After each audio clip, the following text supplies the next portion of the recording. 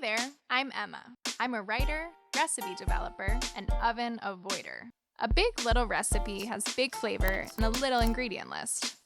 Today, our food stylist Sam is making a cheesecake that's impossible to overbake. Most crumb crusts start with graham crackers, but we're using salty pretzels. We want to pulse them until they look like flour.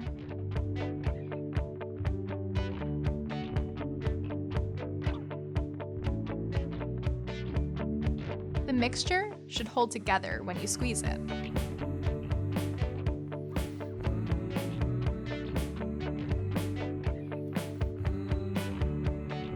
Using a measuring cup makes an extra neat crust. Cheesecakes often use cream cheese or ricotta. For this one, we're using both.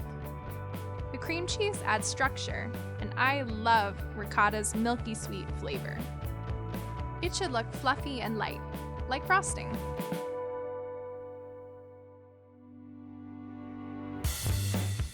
Refrigerate for at least 4 hours.